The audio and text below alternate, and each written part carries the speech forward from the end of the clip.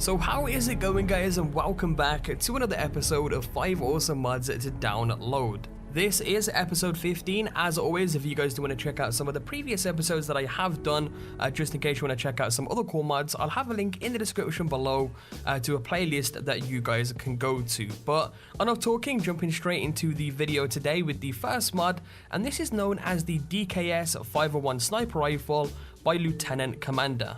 The iconic long-range weapon of the Fallout series has finally made its return as a fully moddable weapon in the Commonwealth, and it does feature quite a few modifications that come with the weapon. A lot of the configurations that you can do with the weapon allow for recreations of the DKS from Fallout 1 and 2, Fallout 3, and even unique parts and mods from New Vegas. So you can tell that already that there's quite a few customizations that this weapon does hold. You can also choose between .38, .308, as well as .50 caliber receivers, and in general the weapon is great. You know, the textures on it look very well done, the weapon looks great, and it is definitely a very cool weapon mod for those of you out there who are interested in weapon mods similar to these. To obtain the weapon, it's actually been added to the leveled list, so it will appear on certain vendors. You know, for me, as always, I always just go to Arturo in Diamond City, and he is usually selling it. But again, it is different per game, and it has been added to the leveled list, which means that vendors and enemies can have the weapon on them.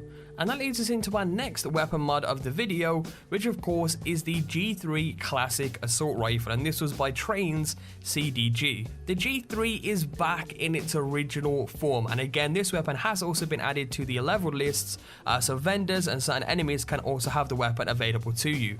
As far as customization goes, there isn't as much as the DKS, but either way, it is still a great weapon. You can choose from various different stocks that generally change the look of the weapon.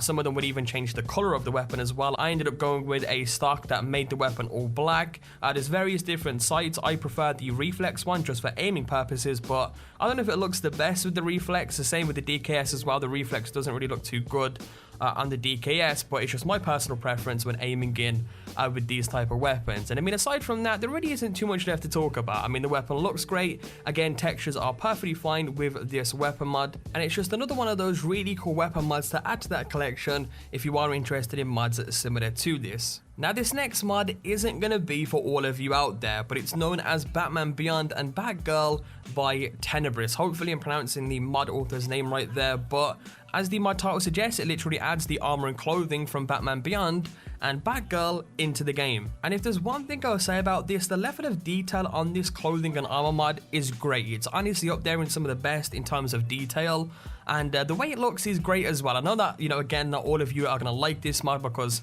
you know, it's Batman in Fallout, but I just appreciate the way this looks. Again, you know, I personally love the look of this. I think the detail is great. There's a lot of different ways you can use this as well. There's like different customizations, such as for the Batgirl, you can have the bat cowl with the hair sticking out the back, or you can choose to have just the bat cowl normally. And I think this is just a great customization to have.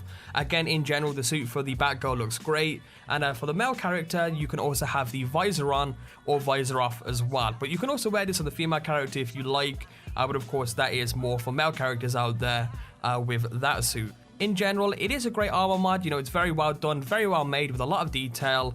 And hopefully some of you guys out there will enjoy that one.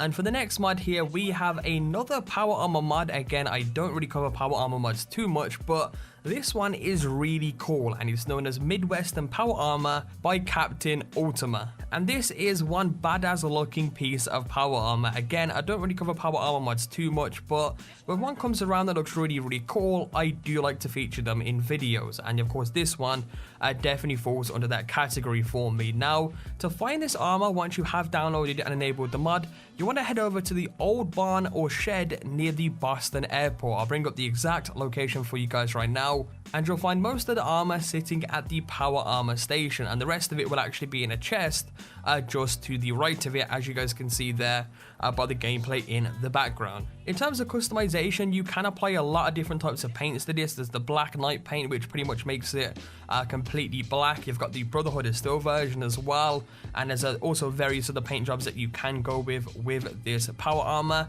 and I think it just looks great. I think you look like a badass. There's a few little things I have with it, such as when the plates move, it kind of annoys me a little bit from the front when they sort of clip off and on. But either way, I think it's really cool. Texture-wise on the helmet, I think it could be a little bit better. but it definitely is up there in some of the coolest looking power armors that I've seen on the console versions so far, and definitely is one, if you are a fan of power armor, that I recommend to you guys. And for the final mod of the video, this is Clean Water of the Commonwealth by Fairwen. Again, hopefully I'm pronouncing the mod author right there.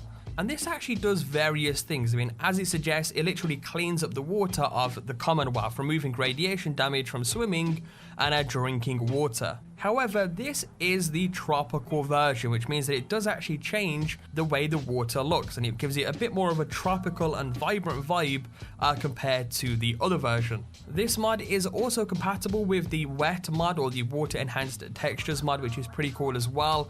And when underwater, it kind of makes things a little bit more clear in general. So I think it's a great mod. I mean, in certain areas it can look a little bit weird with the clipping and stuff, but if you are looking for something a little bit different in terms of the water, a little bit more of a tropical and vibrant vibe, this is definitely a mod you guys may want to check out. I'll also throw up a couple of images as well of before and after, or in different areas, because the gameplay in the background doesn't really do it as much justice as I should have. But either way, a very cool mod that you guys can check out. As always with these mods, you can check them out in the description below, or alternatively you can search for them on the Xbox mod menus.